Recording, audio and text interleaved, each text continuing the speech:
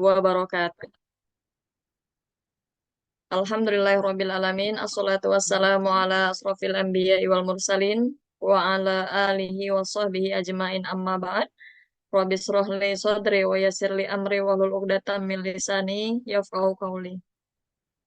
Yang kami hormati Dr. Nablur Rahman ya, Ustadz Dr. Nablur Rahman An-Nibras LC ya, dan juga di sini ada direktur dari Maslak ya, Ustadz Retno Prayudi, serta ada Ustadz Abdul Hamid juga yang tengah bergabung ya, dan juga teman-teman ya pengkaji ilmu Al-Qur'an ya dari berbagai universitas, bahkan bisa jadi ini Ustadz dari luar negeri pun ikut bergabung ya. Biasa di Maslak itu udah lintas ini ya, sudah bukan lintas daerah lagi, akan tetapi memang antar negara, terutama teman-teman yang memang pengkaji di Mesir ya, di Timur Tengah. Nah, untuk dokter, selamat datang di Maslak. Terima kasih sebelumnya sudah menyempatkan waktunya ya, karena memang ini pasti sibuk ya, Ustadz, pasti sibuk. Kemudian di tengah-tengah sudah mau Ramadan, dan jangan-jangan nanti malam ini sudah tarawih ya. Sudah tarawih ya. Kalau saya memang Sepertinya sudah tarawih. sepertinya tarawih. Kalau saya memang ya besok gitu ya puasanya. Akan tetapi di sini karena kita itu ya saling menghargai, maka mungkin ada yang menunggu juga gitu ya. Nah, ini intermezzo aja. Jadi di sini akademisinya juga punya apa ya, punya pandangan yang bermacam-macam juga Ustadz. Jadi sangat beragam sekali. Nah, kemudian teman-teman, ini saya akan sebelumnya akan membacakan CV dari pemateri kita ya. Jadi nama lengkapnya Dr. Nabdurrahman An-Nibras ya, LCM Hum. Ini namanya beda dari yang lain gitu ya. Dan tadi pas pelafalan pun cuman Ar-Rahmannya aja yang paling mudah nih Ustadz. Untuk yang Anibras ini dari mana gitu ya? Kayak agak nggak asing aja gitu dengan nama-nama ini gitu ya. Tadi mungkin ada sejarah sendiri lah mungkin kalau mau cerita gitu ya dari orang tuanya. Nah, kemudian beliau ini sekarang tinggal di Bandung ya Ustadz, tinggalnya di Bandung. Kemudian kalau teman-teman di sini mau tahu secara akademisi beliau, maka beliau ini S1-nya itu di Al-Azhar. Ya, jadi memang lulusan Mesir. Sudah turunannya ini Ustadz Retno ya kalau di El Maslak. Nah, kemudian S2-nya, masternya itu di UIN Sunan Kalijaga, Yogyakarta. Ya, jadi sempat jadi anak-anak Jogja juga ini ya, dan itu studinya di agama dan filsafat, konsentrasi studi Al-Quran dan hadis. Jadi di Mesir itu sudah tafsir dan ulumul Quran, kemudian di S2-nya juga Al-Quran dan hadis. Beda istilah aja sebenarnya ya Ustadz ya. Kemudian yang ketiga, doktornya di UIN Syarif Hidayatullah Jakarta. Ya, kalau yang ini saya akan mengakui kalau saya ini juniornya kalau di UIN gitu ya, walaupun nggak ketemu sebenarnya gitu ya. Ya, dan doktoralnya apa? Pengkajian Islam, konsentrasinya ulumul Quran. Nah, jadi ini teman-teman sekilas tentang informasi dari background keilmuan beliau, dan untuk di di masyarakatnya ternyata di Majelis Tablik dan Dakwah juga ya, PC Muhammadiyah Kecamatan Cilengkrang itu di Bandung berarti ya Ustaz ya, dan turunan-turunannya ya. Jadi memang aktif di Perkadaran Muhammadiyah. Nah, kalau di sini saya akan mengatakan, oh ya, saya berarti manggilnya ayahanda nih gitu ya. Karena saya Ustadz di UHAMKA juga dan ikut di Perkadaran itu ya.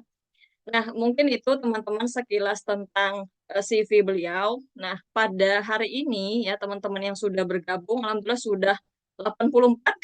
Karena memang Ustadz informasi El Maslak itu kalau mengadakan kajian, ini teman-temannya itu levelnya itu beragam ya, levelnya beragam. Jadi kalau nanti tema kita hari ini kan berbicara tentang inovasi ulumul Quran ya, dan kalau misalkan berbicara tentang inovasi ulumul Quran, kalau orang-orang yang di dalamnya ini punya keilmuan berbeda dan strata berbeda. Jadi di El Masal itu biasanya ada anak S1, ada anak S2, ada anak S3 itu semuanya hadir di sini Ustaz.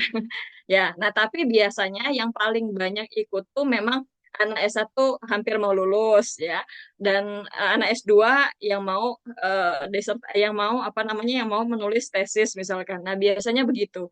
Jadi dia mungkin penasaran juga dengan ilmu-ilmu Quran ini sebenarnya tema yang akan diangkat mereka di penelitian itu apa ya. Nah, itu mungkin yang lebih agak serius. Tapi sebenarnya juga ada di sini juga ada pengamat lah ya, pengamat dari ulumul Quran itu sendiri, ada juga yang memang masih pengantar. Jadi nanti mungkin mulainya dari yang pengantar dasar baru agak-agak naik ke tengah Ustadz, baru nanti mungkin level tingginya di agak-agak akhir gitu ya. Nah, itu sekedar informasi.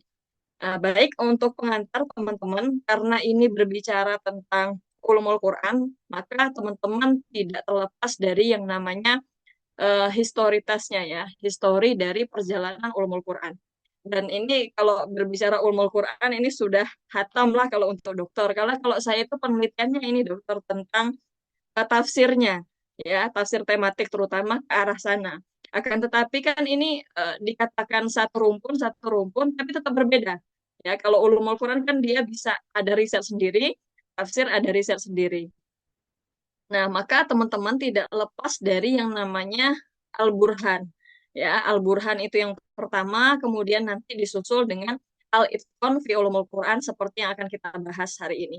Nah, maka saya penasaran juga gitu ya dengan Al-Itqan ini apakah eh, inovasi apa yang dikeluarkan gitu ya dari Al-Itqan, dari kitab-kitab misalkan Al-Burhan yang sebelumnya.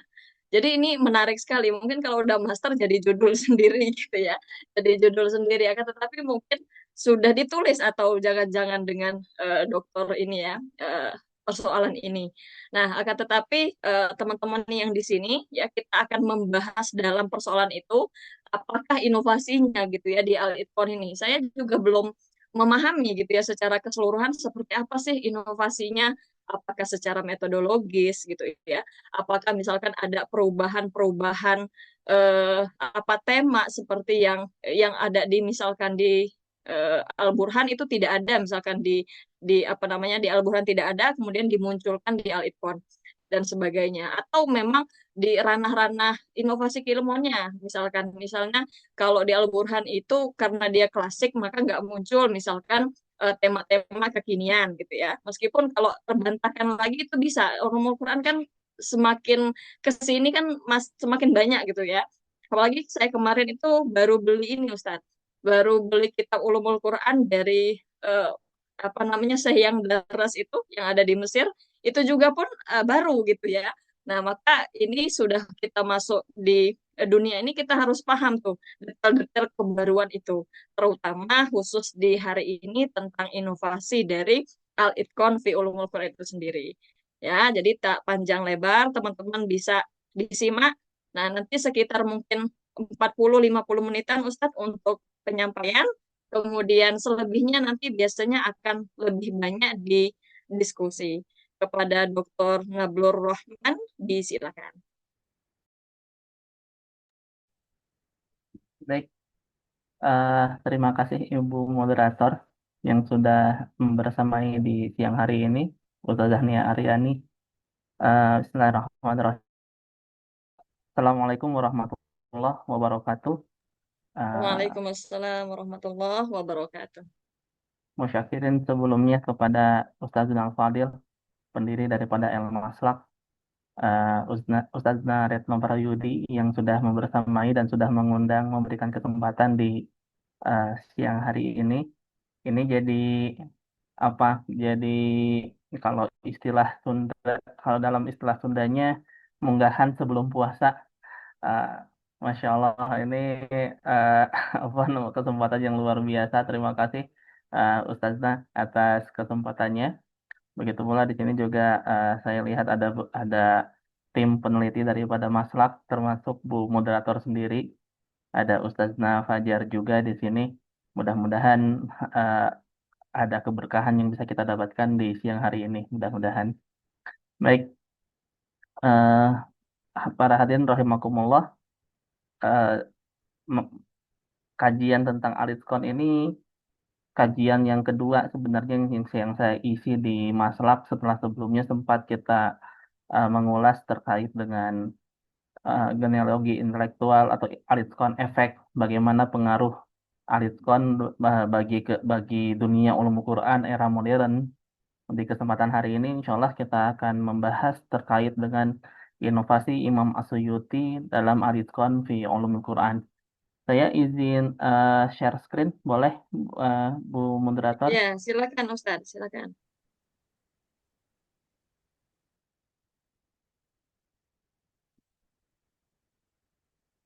Apa sudah terlihat Ya, sudah terlihat.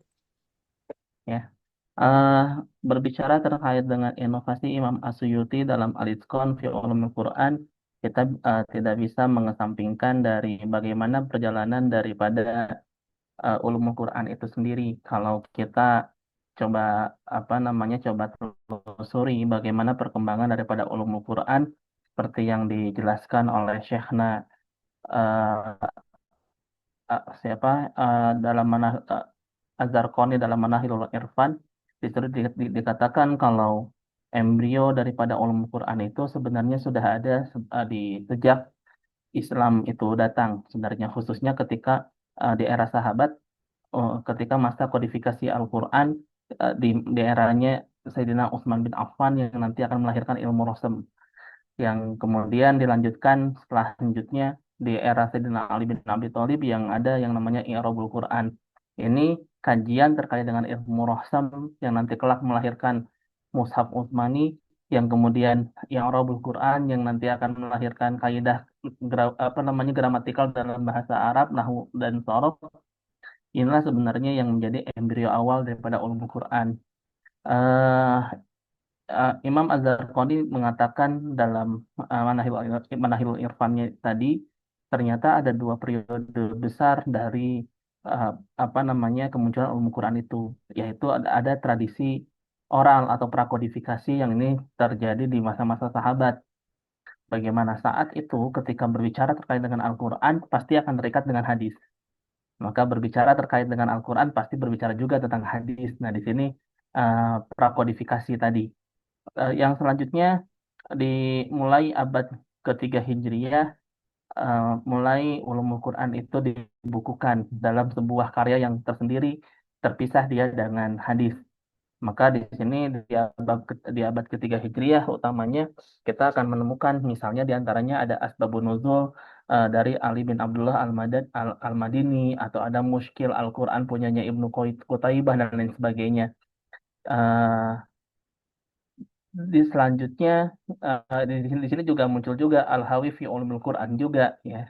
Al-Hawi fi Ulumul Quran juga ini muncul di abad ketiga dan keempat, di yang mana Al-Hawi fi Ulumul Quran ini yang 30 jilid, konon katanya sampai 30 jilid, ini disebut-sebut sebagai ensiklopedia awal dari Ulumul Quran. Jadi Ulumul Quran yang tadinya itu parsial, membahas hanya bagian-bagian tertentu, asbabun nuzul, nasikh mansukh gitu ya, muskil Al-Qur'an dan lain sebagainya, mulai di mulai digabungkan dalam sebuah buku yang sifatnya ensiklopedis. Maka di abad ketiga dan keempat Hijriah ini Al-Hawi fi Ulumul Quran ini muncul, lalu ada juga Ajaibul Ulumul Quran, Al-Muhtazan fi Ulumul Quran, dan seterusnya dan seterusnya. Hanya saja memang pembahasannya belum banyak, masih masih sangat-sangat sederhana di sini. Yang kemudian nanti dikembangkan lagi di abad kelima dan keenam dengan munculnya Al-Burhan fi Ulumil Quran, karya dari Al-Hufi, atau Ibnu Al-Jauzi juga punya namanya Fununul Afnan. Ini eh, pengembangan daripada era sebelumnya, abad kelima dan abad keenam Hijriah utamanya, ensiklopedia jilid kedua kalau saya menyebutnya.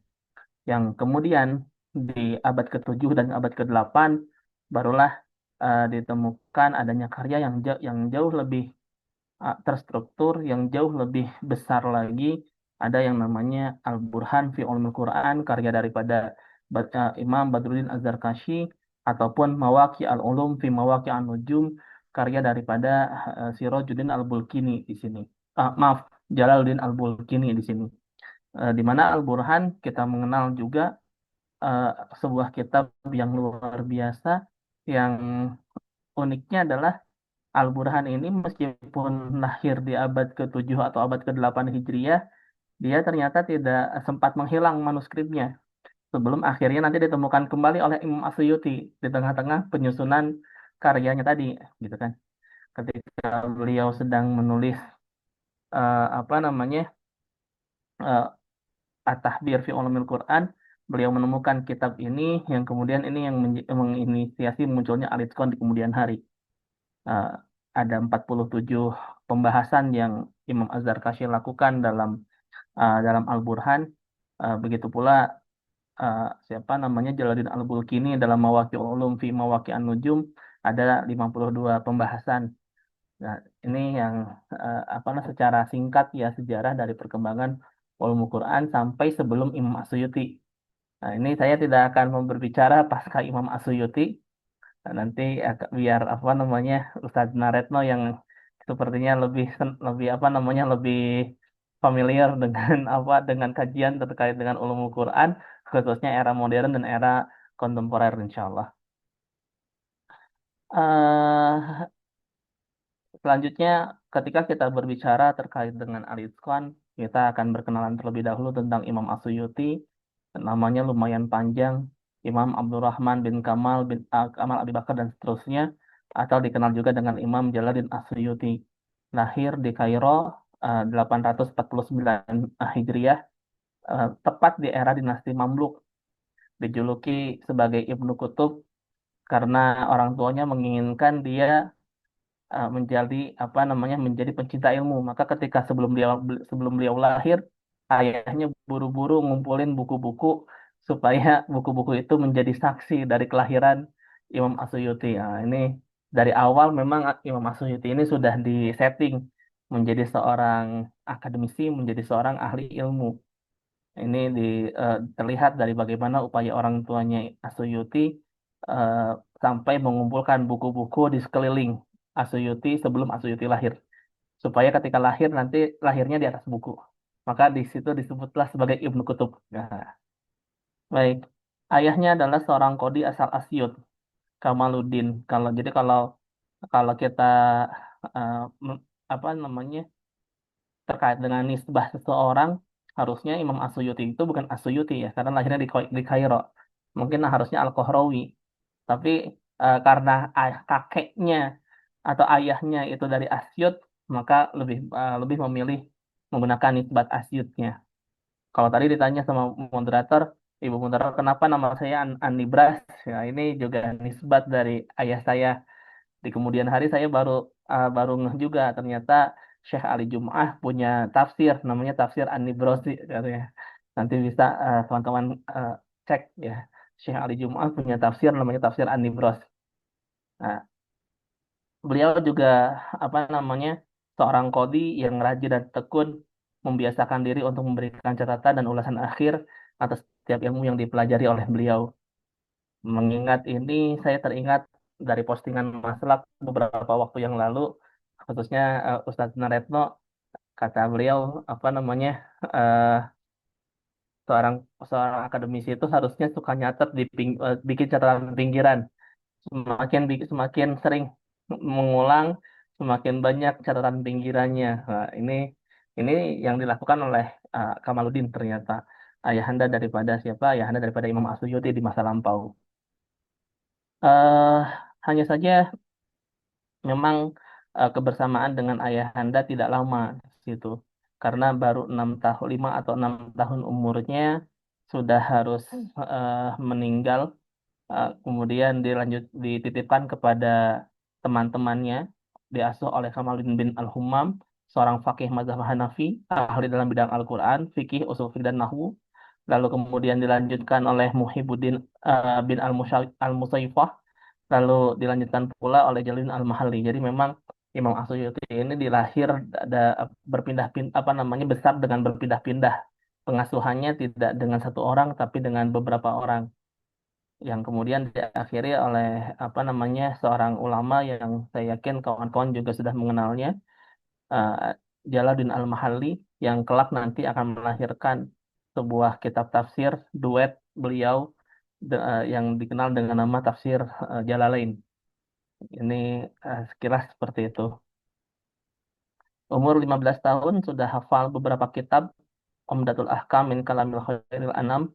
Ini sudah Minhajut Thalibin wa Umdatul Muftin atau Matan Alifiyah. Ini umur 15 tahun beliau sudah hafal. Masya Allah. Eh, Selanjutnya umur 17 tahun pertama kalinya menuliskan sebuah karya dengan judul Syarhul Isti'adzah wal Basmalah.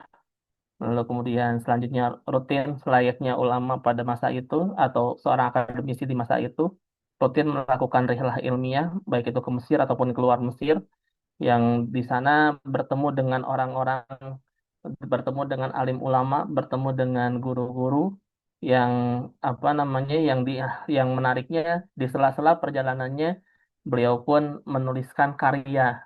Jadi bukan cuman sekedar jalan-jalan rihlah, tetapi bagaimana rihlah yang produktif itu rihlah yang bisa menghasilkan karya. Maka di antaranya muncullah apa namanya Qatfu Zahar fi Rihlati Syahr atau disebut juga Al-Iktibat fi Rihla ila Iskandariyah wa Dimyat. Nah, ini karya yang Imam Suyuti tulis ketika di tengah-tengah perjalanan rihlah beliau.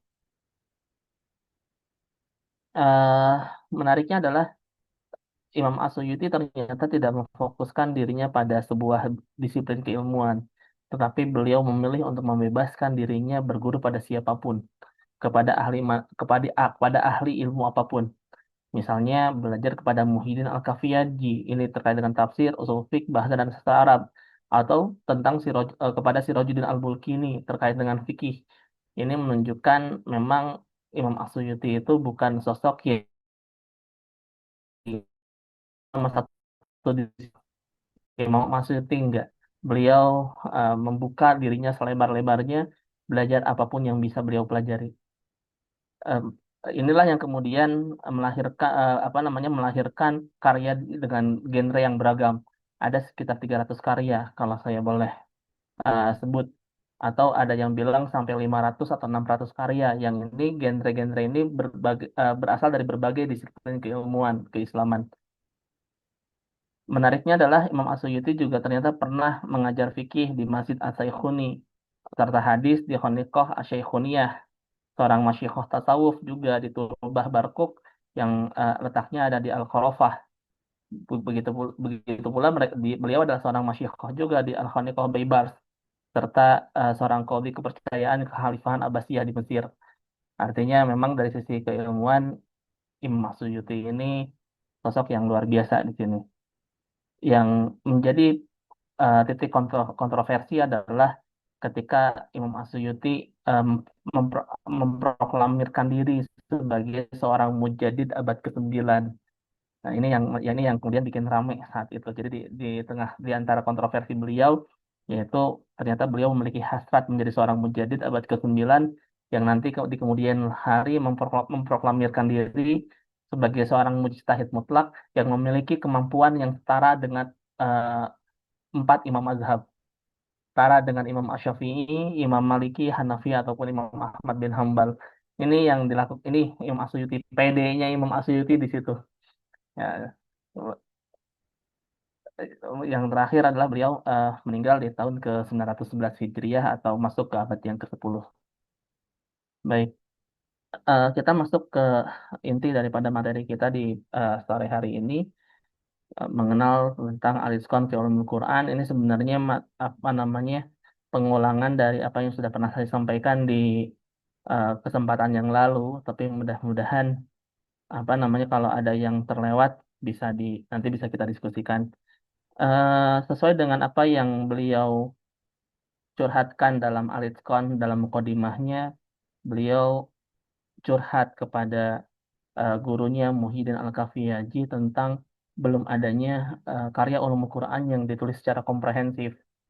Asyuyuti menginginkan ulumul Quran itu kalau bisa dijadikan dalam sebuah fan keilmuan, tidak tercerai-berai, tidak terpisah-pisah, yang nanti fan keilmuan ini bisa dijadikan sebagai standar acuan untuk apa namanya untuk menafsirkan Al-Quran. Nah ini yang belum beliau temukan saat itu. Maka curhatan beliau kepada Al-Kafiyaji ataupun Al-Bulkini nanti akan mengantarkan beliau pada sebuah kitab karya daripada adik dari Al-Bulkini yaitu Jalaluddin Al-Bulkini yang judulnya adalah Mawaki Al-Ulum fi Mawaki An-Nujum. Ini eh, yang beliau katakan dalam apa namanya dalam Al-Itqan seperti demikian. eh Terinspirasi dari apa yang Al-Bulkini lakukan dalam Mawaki Al-Ulum fi Mawaki An-Nujum, maka kemudian Imam As-Suyuti melahirkan sebuah kitab Ulumul Quran dengan judul At-Tahbir fi Ilmi Tafsir, yang di situ mencakup 102 nau pada tahun 872 Hijriah atau umurnya yang baru menginjak 23 tahun. Jadi di umur yang ke-23 beliau sudah menulis sebuah karya tentang ulumul Quran, sebuah ensiklopedi dengan gayanya Al-Bulkini, dengan uh, apa namanya susunan sistematika penulisan yang mirip dengan Al-Bulkini dalam Mawaki Al-Ulum fi Mawaki An-Nujum. Uh, Keinginannya membuat, lalu kemudian setelah beliau melahirkan karya tersebut, ada keinginan beliau menuliskan kitab tafsir. Yang kitab tafsir ini rencananya akan diberi judul Majma' al-Bahrain wa Matla' al-Badroin. Menariknya adalah Imam Asyuyuti menginginkan adanya sebuah karya tentang ulumul Quran yang bisa menjadi muqaddimah bagi tafsirnya tadi. Nah, ini sayangnya Majma' al-Bahrain wa Matla' al-Badroin ini keberadaannya masih debatable sebenarnya. Apakah dia itu hilang atau berganti nama? Karena memang eh, sebagai mafhumnya dalam dunia dalam dunia karya ilmiah saat itu seringkali sebuah karya itu memiliki bukan cuma memiliki satu nama tapi ada beberapa nama. Jadi ada nama aliasnya.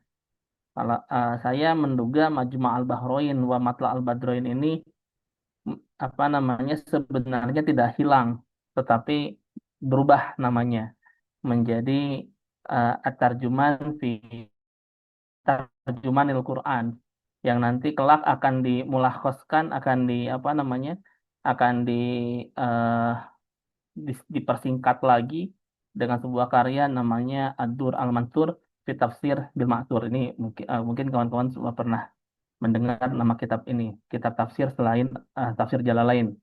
Ya, ini yang ingin Asyuyuti lakukan. Maka di tengah-tengah apa namanya di tengah-tengah penyusunannya beliau menemukan ternyata sebuah karya Ulumul Quran yang sangat komprehensif, yang ensiklopedis, yang memuat nau yang sangat banyak jumlahnya, 47 nau di situ yang bernama Al-Burhan fi Ulumul Quran karya dari Imam Badruddin Az-Zarkashi. Nah, maka eh, apa namanya Al-Burhan inilah yang menjadi sumber inspirasi, salah satu di antara sumber inspirasi Asyuyuti dalam penulisan Al-Itqan. Asyuyuti bukan cuma sekedar mengutip, tetapi Asyuyuti menyempurnakan Al-Burhan, menyempurnakan bagian-bagian yang tidak ada dalam Al-Burhan, kemudian beliau adakan. Nanti akan kita bahas insya Allah. Ini yang beliau katakan dalam Muqaddimah Al-Itqan, walamma waqaftu ala hadzal kitab izdattu bihi sururan wa hamidullah katsiran wa qawiyal azm ala ibrazi ma admartuhu wa syaddadtu al-hazm fi insya'i tasnif allazi qasadtuhu. Nah, ini semakin semangat beliau gitu kan. Kenapa semangat? Saya bilang Al-Itqan ini unik dia. Kalau Aliskon ini bukan hanya terinspirasi pada uh, Al-Burhan saja ternyata, tetapi juga terinspirasi dari Mawaki Al-Ulum fi Mawaki An-Nujum. Ya, ini yang pernah saya sampaikan di pembahasan sebelumnya. Kalau Aliskon ini sintesa daripada dua karya sebelumnya, yaitu Mawaki Al-Ulum dan Mawaki An-Nujum, dari sisi konten ataupun dari sisi metodologi penulisan. Dan kitab ini selesai tahun 875 Hijriah di umurnya yang ke-26 tahun. Nah, ini menarik ya. Bukan di umurnya yang ke-40 tahun, bukan. Tapi di umurnya yang ke-26 tahun, beliau menyelesaikan Al-Itqan secara keseluruhan. Eh, beliau beliau menggunakan sekitar 157 karya sebagai marojinya. Ini yang apa yang bisa kita lihat dalam apa namanya dalam bagian mukodimahnya ya. Nah, sekarang ketika kita berbicara terkait dengan inovasi Asyuti dalam Alitkon, saya membagi inovasi ini dalam dua bentuk. Yang pertama, eh, inovasi dalam bentuk penambahan kuantitas dan kategorisasi diskursus, dan yang kedua, inovasi dalam sisi metodologinya. Ketika kita berbicara penambahan kuantitas dan kategorisasi diskursus, terlihat bagaimana berkembangnya ulumul Quran dari yang ada dalam Al-Burhan 47 nau berubah menjadi 80 nau. Ini jumlah yang sangat signifikan. Meskipun kita harus memberikan sebuah catatan juga kalau apa yang Asoyuti tambahkan dalam Alitkon ini dari 47 menjadi 80 berarti ada berapa? Ada 33 ya. Ada 33 diskursus yang Asoyuti tambahkan, bukan serta-merta tambahan ini apa namanya memang betul-betul pure daripada Asyuti gitu. Karena sifat daripada Aliskon ini justru menyempurnakan apa yang ada dalam Al-Burhan. Jadi ketika Al-Burhan itu menambah 40 ada 47 pembahasan, Asyuti menambahnya menjadi 80, itu ternyata dari 33 33 pembahasan tadi, Asyuti hanya menambahkan 3 ide orisinal saja dari apa namanya dari keseluruhan. Jadi dari 80 ini cuma 3 ternyata yang menjadi ide orisinal Asyuti dalam Khazanah Ulumul Quran. Sisanya, eh, apakah dia itu mengambil dari Al-Burhan atau apa yang nggak ada dalam Al-Burhan tapi disinggung oleh ulama-ulama sebelumnya, ini yang kemudian Asyuti tambahkan dalam Al-Itqan ini. Ini yang menjadi unik. Kenapa? Karena Al-Itqan ini justru sebenarnya meskipun terinspirasi daripada Al-Burhan, tapi dia sebenarnya menyempurnakan daripada Al-Burhan. Kalau kita hari ini menemukan ada namanya Itqanul Burhan di Ulumul Quran, ya itulah yang dilakukan oleh Asyuti sebenarnya, menyempurnakan Al-Burhan ya. Ini dari sisi kuantitas, dari sisi kuantitasnya. Nanti akan kita bahas lebih dalam insya Allah. Yang selanjutnya, inovasi yang kedua adalah inovasi dari sisi metodologi. Imam Asyuyuti dalam Al-Itqan ini terlihat dengan jelas bagaimana beliau mencoba untuk mengintegrasikan keilmuan yang ada. Pembahasan-pembahasan ulumul Quran yang ada dalam Al-Itqan itu bukan pure semuanya terkait dengan ulumul Quran.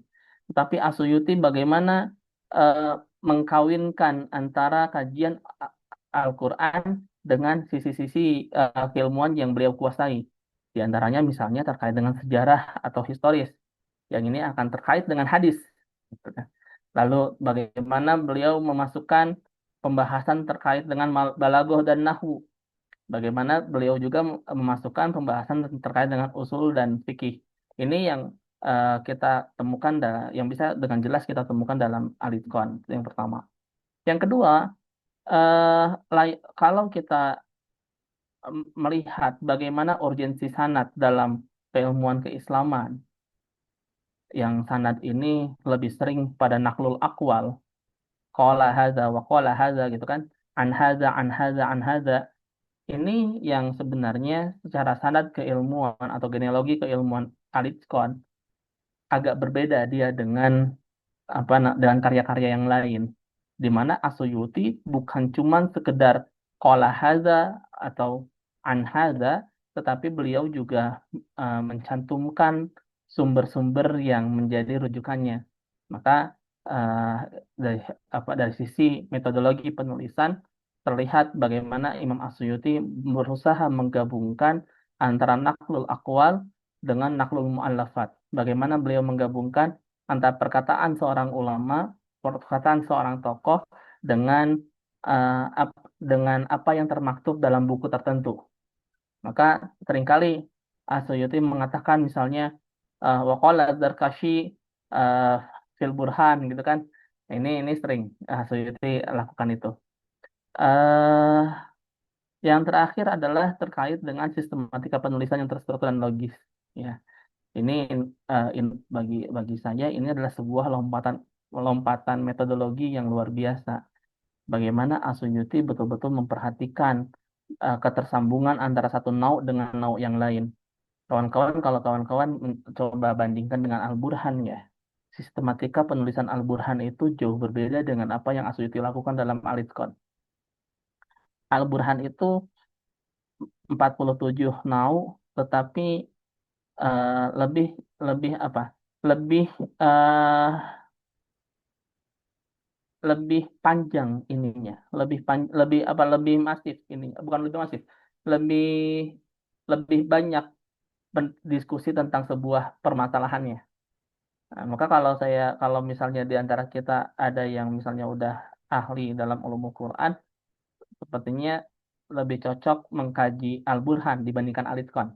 Karena memang kajian dalam Al-Burhan itu lebih diskursif dibandingkan Al-Itqan. Ya. Namun, dari sisi sistematika penulisan, dari sisi penyusunan bab per babnya, As-Suyuti jauh-jauh lebih terstruktur dan jauh-jauh lebih logis. Dimulai dengan Makkiyah Madaniyah dan diakhiri dengan Tobaqot Al-Mufassirin. Kalau apa namanya, kalau Al-Burhan kan memulainya dengan tentang tafsir yang kemudian dilanjutkan dengan asbabun nuzul. Ya, nanti apa namanya ada ini yang menarik di sini gitu kan. Inovasi dalam bidang sistematika penulisan ini yang kemudian di kemudian hari menjadi sebuah warisan yang berharga yang sangat luar biasa bagi pengkaji kita hari ini. Saya ingin bilang bagaimana ulumul Quran itu berkembang. Bagaimana ulumul Quran berkembang hingga hari ini. Kitab-kitab ulumul Quran yang ada hari ini, pastilah orang-orang tersebut, pastilah ulama-ulama tersebut memperhatikan pula bagaimana strukturnya dan struktur yang logis itu dimulai dengan Asuyuti. Nah, jadi pengaruh Asuyuti itu bukan soal konten sebenarnya, tetapi soal apa namanya inovasi metodologi yang beliau lakukan dalam Alitkon. Yang nanti saya sebenarnya pengen ngobrol di sini ya, yang bagian ketiga, bagaimana beliau memulai dengan Makkiyah Madaniyah, terus diakhiri dengan Tobaqot Al-Mufassirin. Ya, ini kalau kita lihat Mana Al-Qoton juga sama kayak gitu juga. Ujung-ujungnya tentang tafsir dan takwil di bagian akhir, gitu ya. eh saya seakan Asyuyuti ingin bilang seperti ini. Antum kalau mau menafsirkan Al-Quran, baca dulu nomor 1 sampai nomor 73-nya. Jangan tiba-tiba nomor 74 sampai nomor 8, 4 terakhir ya. Jangan tiba-tiba nomor 77 sampai nomor 80 dalam Al-Itqan. Jadi kalau mau belajar tafsir, jangan tiba-tiba ke tafsir. Tapi baca dulu dong dari Makkiyah Madaniyah sampai ke nomor 76 dalam Al-Itqan. Gitu kan. Nah, itu seakan ingin bilang seperti itu. Hari ini kita menemukan banyak sekali di antara sarjana-sarjana kita, di antara kawan-kawan yang dari jurusan IAT lebih familiar dengan hermeneutik, lebih familiar dengan tafsir. Tetapi ketika ditanya tentang ulumul Quran, Allahu a'lam bishawab. Nah, ini Asyuti seakan ingin nyentil di situ. Ingin apa namanya?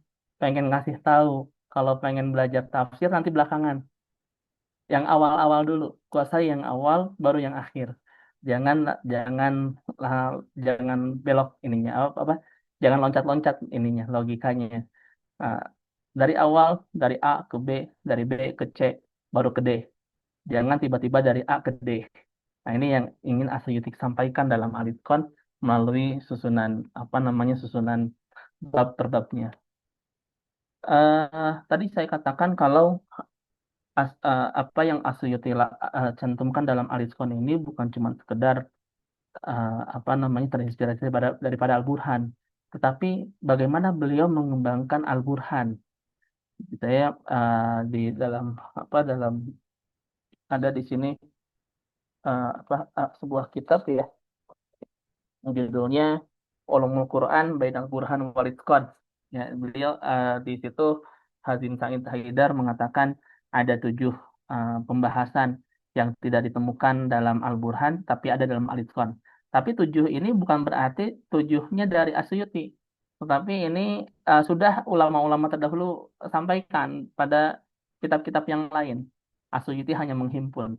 Di sini ada 7, ada Soifi wa Syitai, ada Al-Firashi wa Naumi, ada Manazal Mufarraqan wa Manazal Jam'an, ada Ma'rifatil Ali wa Nazil min Asanid, ada Ma'rifatul Masyhur wal Ahad wal Maudu wal Mudraj, ini terkait dengan sanad, ada terkait dengan kaidah tajwid, fil idgham wal izhar wal ikhwa wal iqlab, atau terkait dengan julukan-julukan yang ada dalam Al-Qur'an, fima waqa'a fil Qur'an minal asma wal kunni wal alqab. Ini sudah ada sebenarnya ulama lain yang membahas tentang ini, tapi nggak ada dalam Al-Qur'an. As-Suyuti kumpulkan. Nah, lalu apa pemikiran orisinal dari As-Suyuti? Tadi saya bilang ada 3.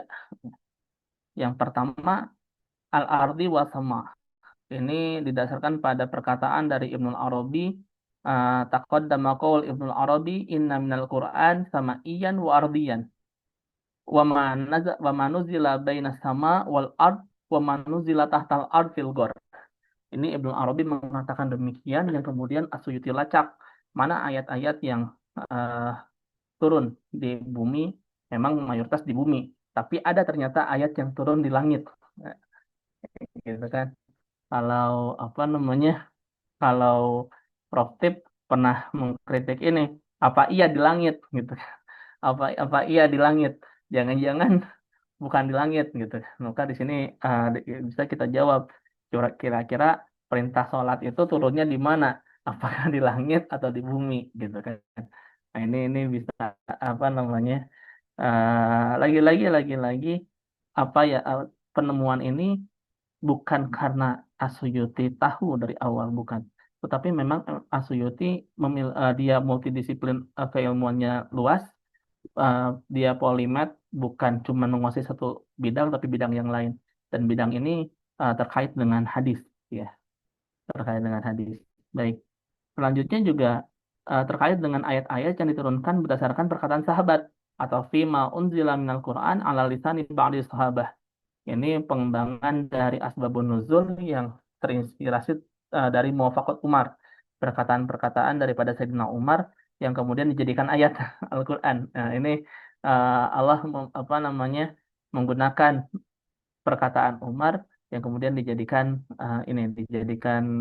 apa namanya, bagian daripada Al-Qur'an, ayat dari Al-Qur'an. Lalu yang terakhir adalah ayat-ayat yang diturunkan kepada sebagian nabi dan yang diturunkan kecuali untuk Rasulullah.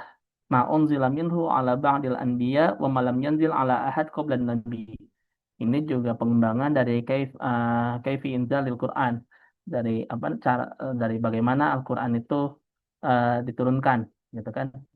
Nah, di sini ada lagi-lagi ininya dari hadis. Ma akhrajahu al-Hakim an Ibnu Abbas qala lamma nazalat sabih isma rabbikal a'la, maka Rasulullah berkata kulluha fi suhufi Ibrahim. Ternyata kalimat sabih isma rabbikal a'la ini termaktub dia pada suhufnya Nabi Ibrahim alaihi salam. Nah, inspirasi ini kawan-kawan semua yang kemudian Asyuyuti cantumkan dalam Al-Itqan fi Ulumil Quran. Keseluruhannya menggunakan sanad, atau menggunakan ya, sebagai menggunakan riwayat sebagai apa namanya, sebagai media utamanya. Ini kalau kita pengen lihat bagaimana gaya penulisan yang berbeda, ya, di sebelah kiri itu ada Al-Burhan, di sebelah kanan itu Mawaki Al-Ulum fi Mawaki An-Nujum. Ini dari sisi cara penyajian data berbeda. Al-Burhan yang sebelah kiri ini, ya, Al-Burhan yang di sebelah kiri kawan-kawan semua, Qa'idatul fil Itlaq wa Taqyid, ini bukan bagian khusus dalam, tidak dijadikan judul utama, tetapi oleh Az-Zarkashi dijadikan sebagai subjudul tentang ahkamul Quran di sini, fi ahkamil Quran, ya. Nah, menariknya adalah bagaimana Imam Az-Zarkashi dalam apa namanya, dalam Al-Burhan itu menyajikan datanya betul-betul diskursif di situ. Pembahasan yang panjang lebar. kita bisa lihat fal awwalu mislu ishtiratillah al adalah fi syuhud ala ruj'ah gitu kan, dan seterusnya dan seterusnya. Ini merupakan di antara diskursus yang disampaikan oleh Zarkashi dalam Al-Burhan, sangat diskursif, sangat panjang perdebatannya, yang berbeda jauh dengan apa yang kawan-kawan temukan dalam Mawaki al-Ulum fi Mawaki an-Nujum. Di sini Al-Bulkini ya simple saja. Di sini langsung apa namanya to the point dia. Maka di bagian akhir langsung wa kadzalika rajaha al-mutaakhirun minal usuliyyin hada wa ma indal ittifaqi sabab fa inna taqyid anin nafsil al-wurud ka ayati riddah di sini. Langsung sederhana di situ. Tetapi Asyuti berbeda. Asyuti berusaha bagaimana dia apa namanya menyusun kajiannya dengan cara yang terstruktur dan sistematis. Yang terstruktur secara sistematis dan logis di sini. Maka ada penjelasan mahwal mutlak gitu kan, bagaimana perkataan ulama tentang mutlak dan seterusnya dan seterusnya. Maka poin-poin inilah yang kemudian menjadikan Al-Itqan ini jauh lebih mudah dan jauh lebih enak dibaca ketimbang pendahulu-pendahulunya. Kalau hari ini kita menemukan Manahilul Irfan, kita menemukan Itqanul Burhan, kita menemukan kitab-kitab ulumul Quran yang lain yang dia itu terstruktur secara sistematis, itulah yang sebenarnya sudah Asyuyuti lakukan. Itulah sebenarnya gawean utama Asyuyuti dalam Al-Itqan tadi, menyajikan data-data tersusun secara sistematis dan logis mulai dari A sampai Z-nya, eh, tidak memuat diskursus apa namanya perdebatan yang terlalu panjang, sekedarnya saja, sekedarnya saja, tetapi tidak tidak sampai mengurangi makna yang terkandung. Nah, ini yang Asyuti lakukan dalam Al-Itqan.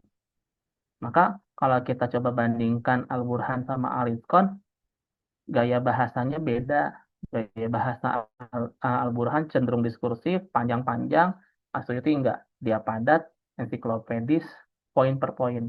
Dan saya bilang kawan-kawan semua, apa yang Asyuti lakukan, apa yang Asyuti lakukan dalam Al-Itqan, inilah yang kemudian diadaptasi oleh para ulama-ulama setelahnya, gitu kan. Dan hingga hari ini gaya penulisan yang sistematis, muatan-muatan yang terstruktur dari A ke B, dari B ke C dan seterusnya sampai akhir, inilah yang kita dapatkan di bangku perkuliahan kita hari ini.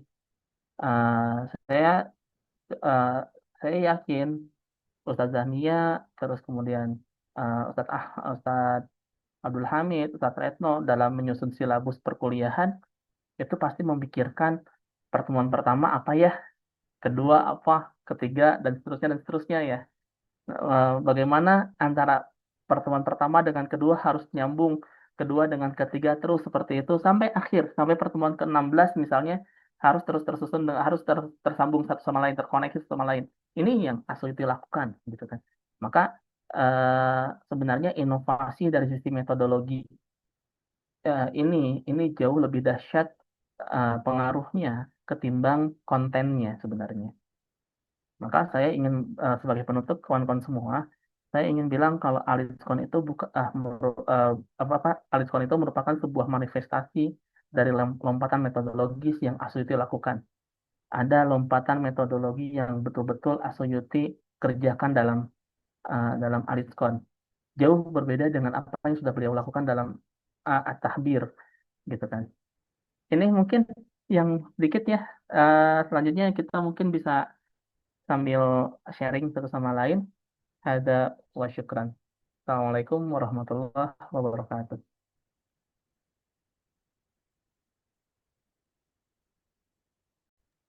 Waalaikumsalam warahmatullahi wabarakatuh. Terima kasih Ustadz Nabur Rahman atas pemaparannya terkait dengan inovasi dari Al-Itqan fi Ulumul Quran.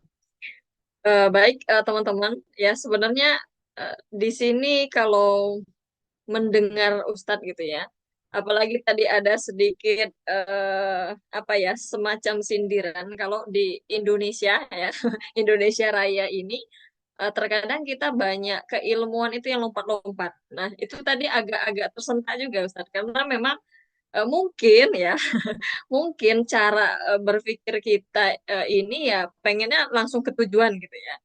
Langsung ke tujuan. Padahal ada sebenarnya keilmuan-keilmuan khususnya di ilmu Al-Quran ini, dasar terkait dengan ulumul Quran ini harus mapan dulu nih gitu ya. Itu kata-kata Suyuti tadi ya, disambung oleh Ustadz yang menyampaikan gitu ya. Dan kita di hadapan sekarang ya teman-teman, dan mungkin dirasakan oleh teman-teman yang di sini, eh, apa yang memang sudah kita dapatkan di dalam ulumul Quran ini menjadi catatan ya, khususnya yang sudah disampaikan oleh Ustadz Nablur terkait dengan inovasi ini. Bahwa ternyata banyak sekali PR kita untuk memahami terkait dengan pengantarnya Al-Quran sebelum ke tafsir. Dan itu bukan ini ya, dari hentakan itu saya juga agak agak tersindir Ustadz gitu ya. Karena memang kita ujung-ujungnya ketika dalam namanya sedang jadi mahasiswa ya dulu itu ya pasti yang diminta itu tafsirannya ya. Kalau ke ulumul Quran kayaknya ya sudahlah, sudah di pengantar semester 1 semester 2 cukup.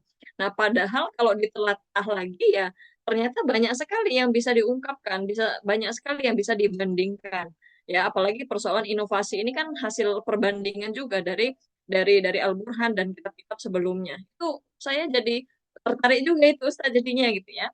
Nah, untuk teman-teman ya, karena ini pembahasannya tentang ulumul Quran dan saya yakin nggak semua lompat ya, nggak semua lompat mungkin ya, tapi ada teman-teman yang memang kajiannya itu sedang mendalami ulumul Quran, ini akan sangat bagus untuk pemahaman kita.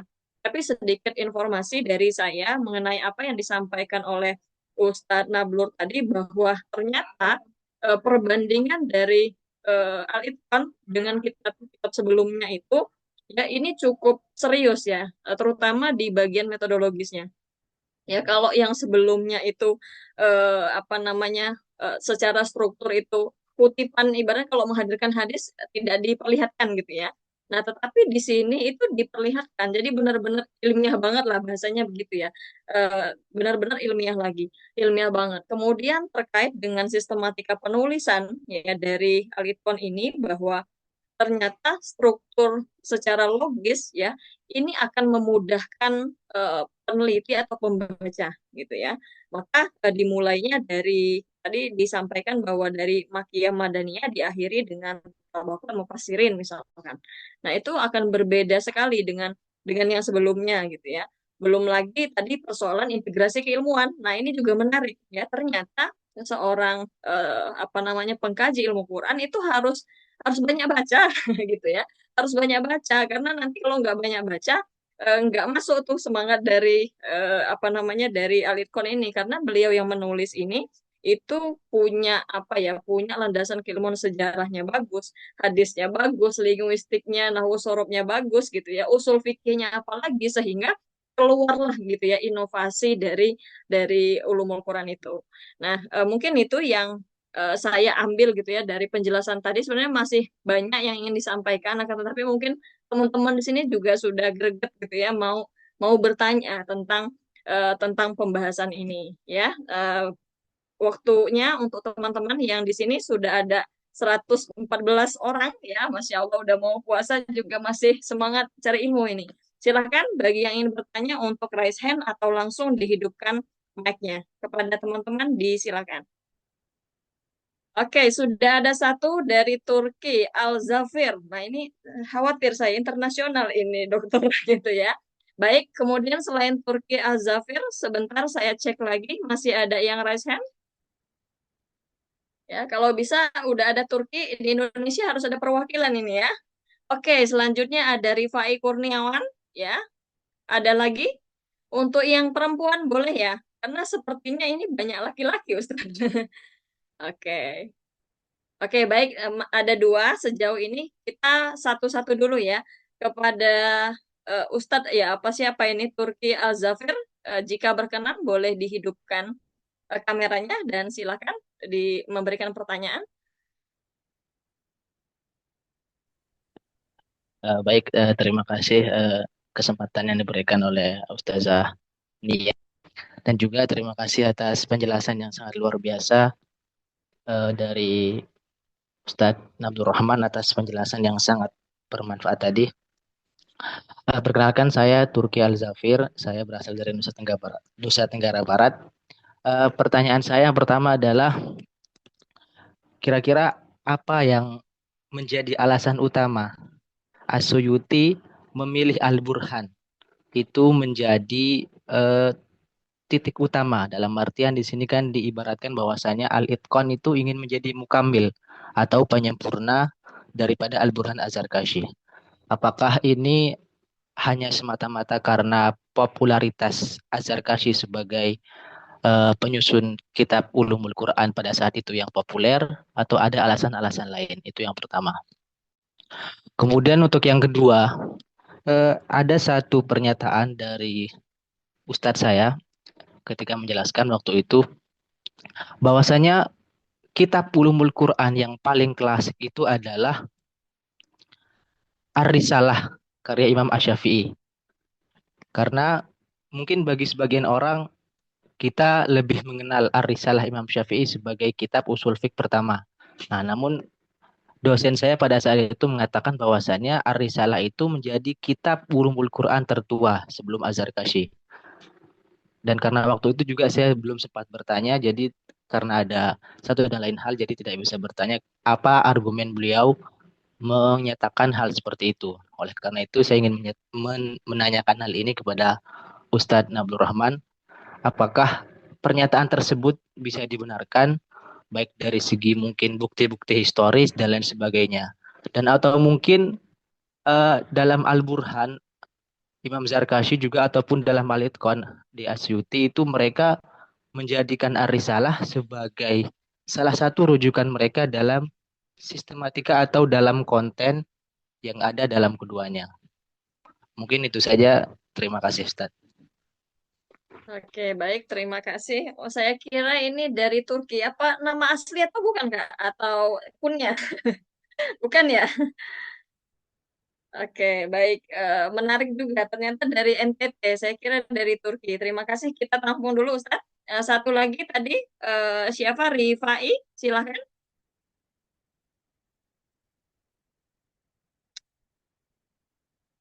Mana tadi? Oke, Ustaz. Oke, oke. Silahkan. Assalamualaikum warahmatullahi wabarakatuh. Waalaikumsalam. Yang kami hormati pada pemateri pada hari ini dan sekaligus moderator, dan juga tidak lupa kepada eh, apa namanya ini ke, kepada Ustadz Retno Prayudi selaku yang selalu, yang selalu semangat dalam dunia tafsir Quran. Baik. Langsung saja ke substansi soal ya Ustaz. Ya, silakan. Judul yang dibawa sekarang ini, tokoh yang dibawa ialah Imam As-Suyuti. Namun hendak yang kami ajukan pertanyaan ialah mengenai judul besarnya itu Ulumul Quran. Gitu. Gak apa-apa Ustaz. Yang mana hal ini ya ada kaitannya dengan juga Imam As-Suyuti gitu. Menurut pandangan dari Prof. Aksil Wijaya itu, perkembangan Al-Quran dari Imam As-Suyuti, dari sebelumnya dan setelahnya yaitu Imam As-Suyuti itu ada. Nah, cuma yang sangat berbeza ya, antara klasik dan kontemporer. Kemudian ada sejumlah tokoh yang kontemporer sekarang itu yang ulumul Qur'annya, gagasan susunan Al-Qur'annya itu tidak sama dengan yang digagas oleh Imam Al-Suyuti. Contohnya yang pemikir barat seperti Nasir Hamid Abu Zaid gitu, yang memiliki ulumul Quran kali yang berjudul mafhumun nas gitu. Nah, kemudian apakah apakah ataupun bagaimana cara mengkorelasikan ataupun mengkombinasikan pemikiran dari Imam As-Suyuti dengan Nasr Hamid Abu Zaid ini, ataupun memang tidak bisa sama sekali gitu. Kalaupun bisa, bagaimana caranya gitu. Karena sekarang ini kita tidak bisa menutup mata sebelah dengan hanya menonton pada pandangan dari Imam Suyuti. Ya, itu saja. Terima kasih Ustaz dan Ustaz. Oke, baik, baik, baik. Terima kasih. Cukup dalam ternyata Ustadz. Sampai melintas ke barat kita ya. Bagus pertanyaannya ya, sudah berimbang. Satu lagi, Muhammad Rian. Ya, silakan Muhammad Rian. Boleh dibuka kameranya? Ya, dibuka juga mic-nya. Mohon maaf, masih unmute. Ya, silakan. Assalamualaikum warahmatullahi wabarakatuh. Perkenalkan, nama saya Ahmad Rian dari Kalimantan Selatan. Sebelumnya kami ucapkan banyak-banyak terima kasih kepada narasumber dan moderator. Pertanyaan kami seputar namanya beliau. Yang benar itu pertama itu dibaca As-Sayuti apa As-Suyuti. Nah, soalnya yang ada beberapa dosen saya yang bilang bahwa sebenarnya itu As-Sayuti, cuman yang masyhur dan nas itu As-Suyuti gitu gitu. Kayak al-soto al-masyhur bainan nas itu. Oke, baik. Yang kedua mengenai mengenai soal ulumul Quran dengan usul tafsir. Kemarin itu sempat saya diuji mengenai ilmu usul tafsir yang sebelumnya saya tak pernah mempelajari. Cuman ketika kemudian mendengar kata usul tafsir dan saya sempat searching ke beberapa searching online kan, itu nemunya usul tafsirnya Syekh Musaid At-Tayyar. Nah, dan ketika saya baca-baca, katanya yang salah satu penggagas usul tafsirnya itu adalah Syekh Ibnu Taimiyah. Nah, ketika kemudian saya berhadapan dengan Syekh Ibnu Taimiyah, saya kayak ragu bisa. Kayak ragu kemudian apalagi Syekh Musaid At-Tayyar dari Riyadh kalau nggak salah. Oke.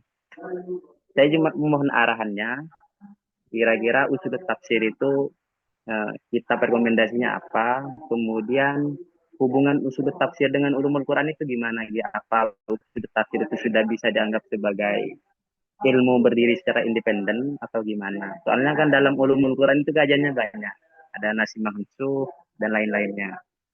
Sekian, terima kasih. Oke, baik. Terima kasih atas pertanyaannya. Ini kita langsung melangkah-langkah ke usul tafsir juga ini ya. Tapi nggak masalah, tapi ya bagian dari ilmu Quran itu memang luas sekali. Ya, sebenarnya ini Ustadz, antusias dari teman-teman ini banyak. Ya, kita masih ada waktu 15, akan tetapi dari saya batasi dulu 3 ya.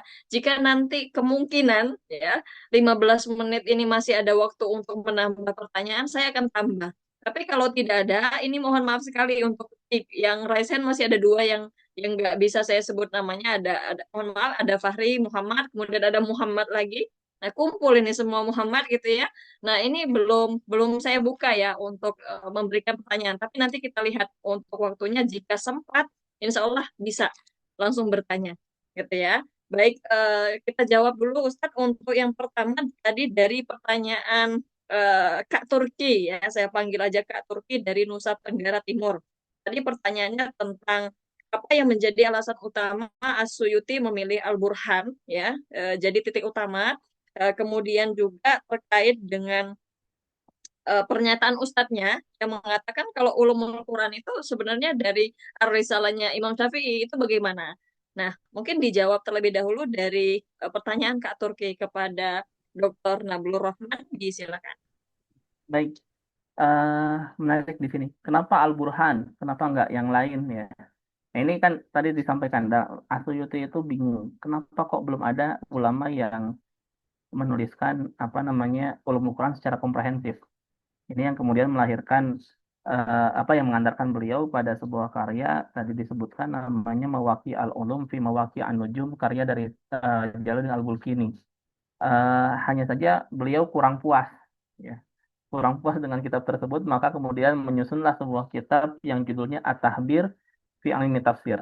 Ya, ini At-Tahbir fi Ilmi Tafsir ini menjadi karya perdana Imam As-Suyuti terkait dengan ensiklopedia ulumul Quran. Ada 102 nau di situ. Kalau Al-Itqan itu 80, ini 102. Lebih banyak. Hanya saja memang dari sisi sistematika penulisan, dari susunan masih ala-ala Mawaki al-Ulum gitu kan. Belum diskursif, belum apa namanya, belum panjang pembahasan-pembahasannya. Sampai akhirnya beliau menemukan ketika karena beliau seorang apa namanya, seorang pustakawan, beliau senang di perpustakaan, penjaga perpustakaan, sampai akhirnya beliau menemukan sebuah manuskrip yang terkait dengan ulum Quran yang ternyata komprehensif. Ini yang yang karya tersebut judulnya adalah Al-Burhan fi Ulumil Quran. Jadi kalau ditanya apakah saat itu orang-orang mengenal Al-Burhan, saya kira orang-orang tidak mengenal Al-Burhan.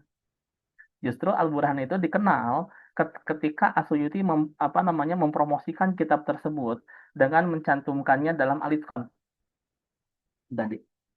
Kalau ditanya kenapa kok Al-Burhan, kenapa nggak yang lain gitu kan? Ya kebetulan waktu itu yang yang ditemukannya Al-Burhan gitu kan. Kebetulan Asyuyuti menemukan Al-Burhan bukan karena dia itu populer, enggak. Karena memang sebelumnya nggak populer. Andaikan dia itu populer, pasti Asyuyuti nggak akan bilang seperti itu. Nggak akan dia bilang, kok nggak ada ya yang nulis ensiklopedia ulumul Quran, nggak akan bilang begitu beliau. Justru karena beliau sepanjang pengetahuan beliau belum ada yang menulis, maka itu yang menjadi motivasi utama beliau menulis Al-Itqan tadi.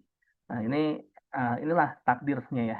Qadarullah, dalam tumpukan manuskrip tersebut, Asyuyuti menemukan Al-Burhan. Maka hari ini atas jasa Asyuyuti juga kita bisa menikmati Al-Burhan fi Ulumul Quran. Alhamdulillah. Itu yang pertama. Yang kedua, apakah Arisalah itu disebut sebagai kitab ulumul Quran yang tertua? Saya pengen bilang gini, ulumul Quran itu adalah kajian-kajian yang menjadikan Al-Quran sebagai sumbernya. Jadi ketika kita mengkaji Al-Quran dari beragam aspeknya, maka itulah sebenarnya apa namanya ulumul Quran itu sendiri. Maka ketika kawan-kawan melihat Al-Itqan, itu muatannya beragam tadi.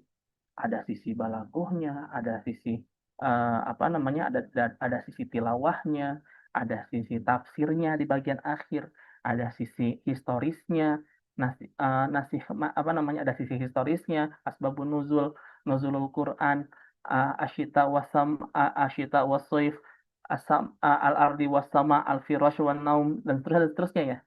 Uh, Begitu pula ketika terkait dengan fikih, kita menemukan ada nasikh dan mansukhnya, ada mutlak muqayyad, ada am dan khos, ada mujmal mubayyan. Ini bagian daripada ulumul Quran. Karena diskursus tadi uh, sumbernya adalah Al-Quran. Maka ketika nanti katakan apakah arisalah itu ulumul Quran? Ketika apapun namanya, ketika sumbernya itu adalah Al-Quran, ya itulah ulumul Quran, termasuk Arisalah.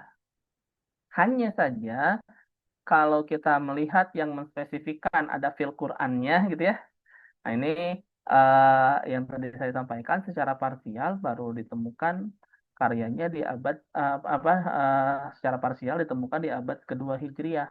Misalnya kita menemukan ada Mushkil Al-Quran, ada misalnya Babun Nuzul, Nasikh Mansukh yang dia secara parsial tadi. Baru nanti di generasi selanjutnya ada yang mencoba mengumpulkan. Gitu ya. Itu mungkin respon untuk Akhuna Turki. Insyaallah. Oke, baik. Terima kasih Ustadz Nadur Rahman.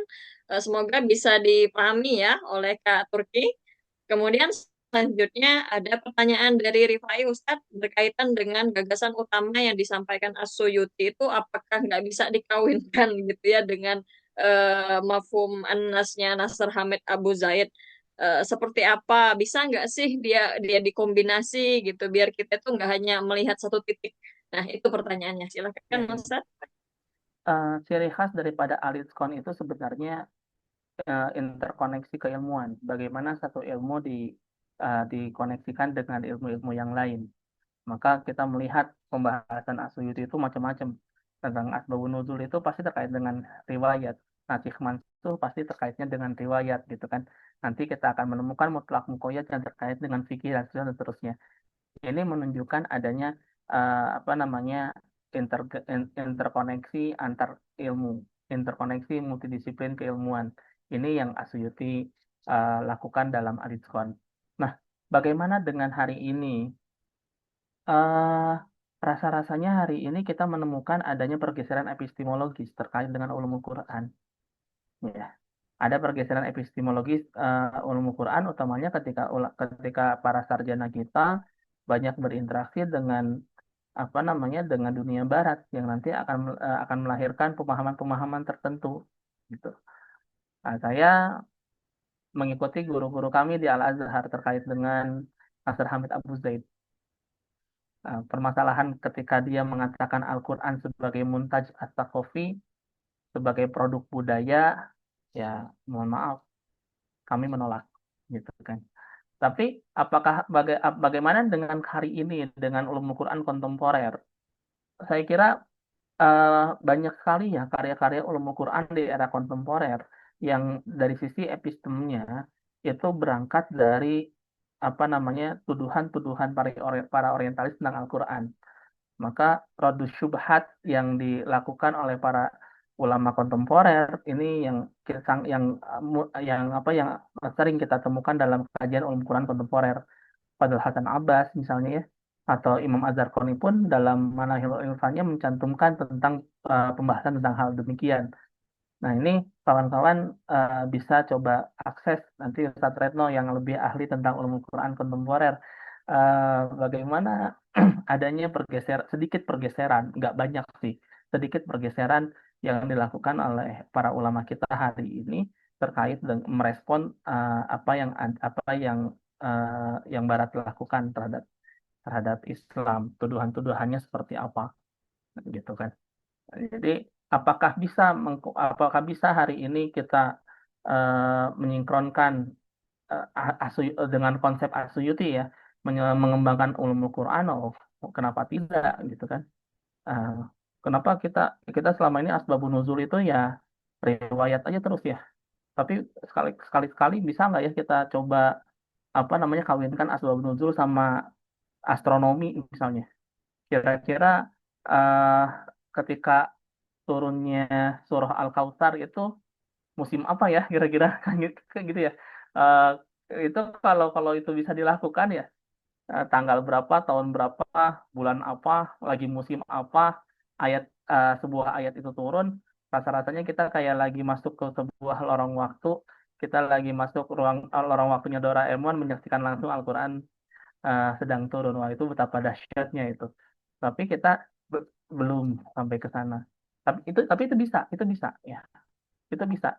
Eh, Salah satu guru saya, Prof. Samsul Anwar dari Majelis Tarjih Muhammadiyah, itu pernah mencoba menginterkoneksikan antara hadis dengan astronomi. Nah, beliau melacak hadis tentang apa namanya tentang puasa tentang buka puasanya atau tentang satu Syawal, satu Ramadan, hadis tentang satu Ramadan itu terjadinya kapan? Nah, itu apa namanya beliau lacak itu tanggal berapa kemungkinannya itu ada bukunya ya. Nah, itu Ustadz Samsul Anwar kira-kira begitu. Oke. Baik, terima kasih Ustadz atas jawabannya. Semoga bisa difahami ya Kak Rifai. Ya, nanti memang persoalan ini antara masa klasik dengan kontemporer ini kadang sulit juga kita bagaimana mengawinkannya. Nanti kalau kawin kira-kira akan berantem nggak gitu ini keilmuannya gitu ya, atau menghilangkan akar-akar dari ulumul Quran klasik itu sendiri. Nah, maka memang pondasi-pondasi ini saya rasa memang perlu untuk apa ya, menghujam ke dalam dulu gitu ya. Kalau bahasanya dari direktur kami di El Maslak itu ya ulumul Quran harus paham dulu sebelum lompat ke sana sini, baru nanti bisa benar-benar dibandingkan gitu ya. Nah, tapi teman-teman semua memang namanya kajian keilmuan itu terus berubah ya. Perubahan terus ada, penemuan terus ada, selama kita di jalur keilmuannya itu masih sama ya, insya Allah nanti penemuan-penemuan baru itu akan terus ada, terutama terkait dengan ilmu-ilmu Al-Quran. Nah, ini sedikit informasi kalau teman-teman mau baca mudahnya gitu ya tentang ulumul Quran itu, direktur kita itu sudah punya buku pengantar ilmu-ilmu Al-Quran. Nah, insya Allah itu kalau secara sistematis itu hampir ya, hampir seperti Asyuti, sangat sistematis gitu ya penjelasannya, itu benar-benar dari awal memperkenalkan ilmu Al-Quran gitu ya, memperkenalkan apa namanya nasih mansuh itu udah agak akhir malah gitu ya, udah agak akhir, bahkan di bagian bab terakhir itu dia sempat membahas terkait dengan hermeneutik gitu ya. Jadi sana dulu di awal dulu dari 9 bab itu tentang ulumul Quran, satu babnya itu disentuh lah hermeneutik. Nah, itu kalau teman-teman penasaran bisa lacak di Instagram kami gitu ya, El Maslak, atau di YouTube bacaan-bacaan yang memang sesuai dengan misi dari semangat kontemporer kekinian gitu ya. Nah, itu ya, jadi iklan nih, dokter. Oke, baik.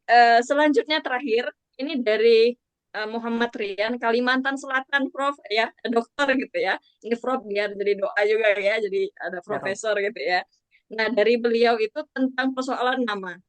Nah, ini sama seperti misalkan Rahman itu bacanya Rahman atau Rohman sih gitu ya.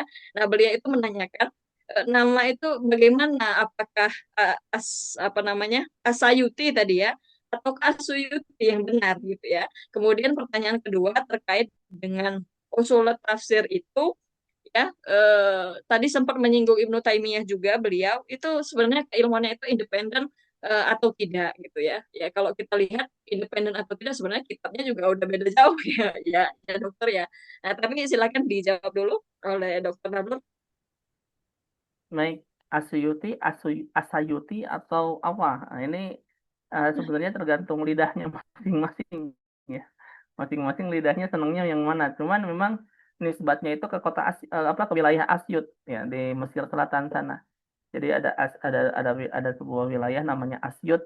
Asyut itu yang nanti menjadi apa namanya, menjadi tempat yang Imam Asyuti menisbatkan. Jadi bisa dibaca Asyuti, Asuyuti, atau ringannya lidah kita aja. Yang penting orangnya itu. Ah, saya yang penting orangnya itu aja ya. Nanti mana yang benar, apakah Al Falimbani atau atau Al Palembangi? Nah, itu kan apa namanya, lidahnya beda-beda ya. Lidahnya beda-beda. Uh, apakah Syekh Nawawi Al-Bantani atau Al-Bantani? Nah, itu nanti akan sangat tergantung sama lidah. Jadi ala kulli hal, antum a'lam lah. Antum antum antum mau panggil apa aja, yang penting orangnya itu. Ya. Itu yang pertama. Yang kedua adalah terkait dengan usul tafsir. Baik. Usul tafsir ini sebuah diskursus mengenai pondasi-pondasi daripada tafsir. Saya kalau kalau misalnya pondasi daripada tafsir ya, sebenarnya usul tafsir ini ya bagian daripada ulumul Quran itu sendiri, gitu kan? Bagian daripada ulumul Quran yang nanti di dalamnya akan membahas tentang kaidah-kaidah penafsiran dan seterusnya, gitu. Terkait dengan buku yang recommended, kayaknya Maslak udah ngeluarin deh. Nah, nanti antum bisa cek di Instagramnya Maslak ya, tentang apa namanya, terkait dengan apa rujukan yang recommended. Kemarin juga ada apa namanya, salah seorang mahasiswa saya menanyakan, Tad, minta ini dong rujukan apa namanya, Manahij Mufassirin. Nah, saya lagi membandingkan antara Az-Zahabi sama Fahad Ar-Rumi katanya. Nah, tolong dong minta minta minta rujukan. Kira-kira apa? Jangan Ibnu Taimiyah terus. cara yang lain apa? Saya bilang akses eh, Instagram Maslak. Di situ Ustadz Naretno sudah menyusun ya. Baik, lebih demikian.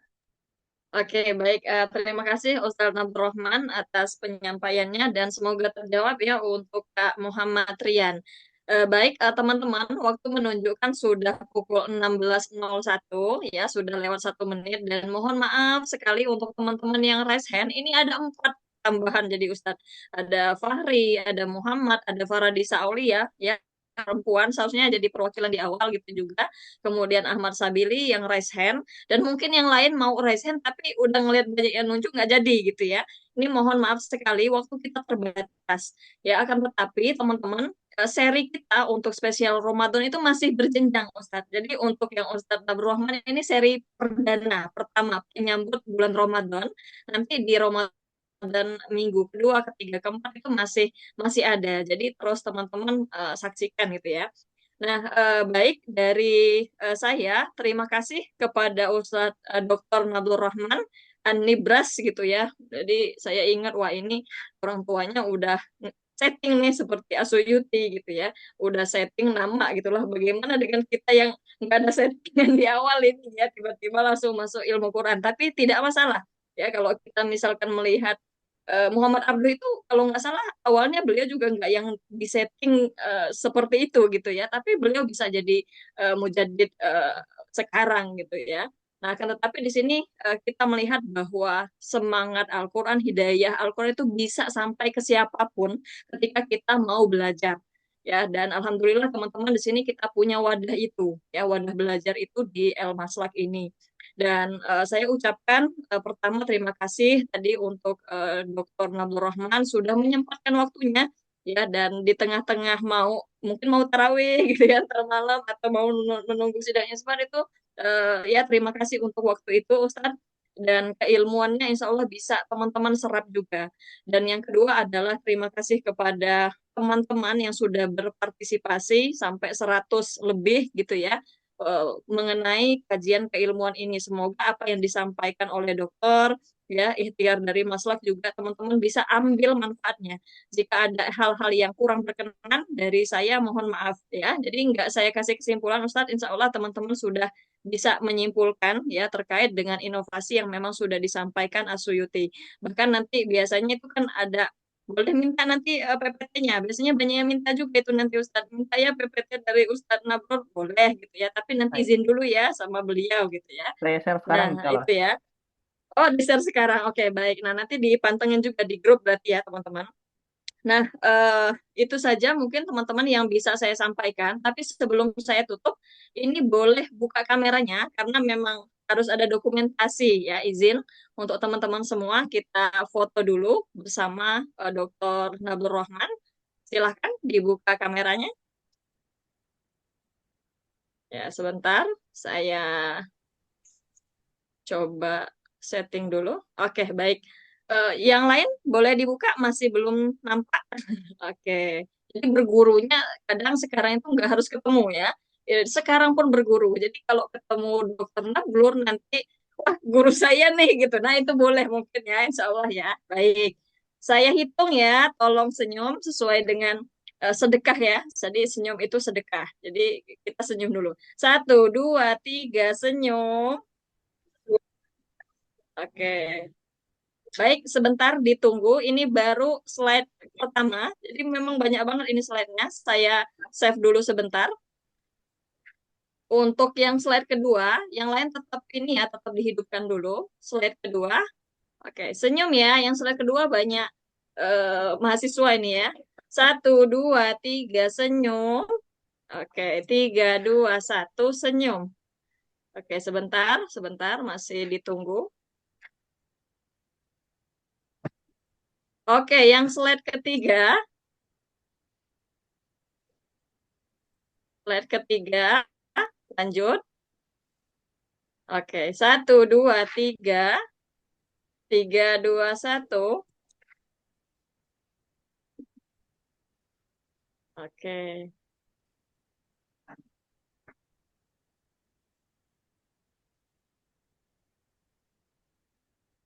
oke, sebentar. Oke, baik. Mungkin itu saja yang bisa saya sampaikan ya. Saya dari moderator tadi ada beberapa hal yang perlu dikoreksi ya. Tadi saya sempat menyebutkan kalau nggak salah Darus itu punya kitab itu ya Ulumul Quran. Padahal sebenarnya saya ingin menyebut Muhammad Salim Abu Asri sebenarnya gitu ya yang punya kitab Al-Mustasfa fi Ulumul Quran. Nah itu mohon maaf ya.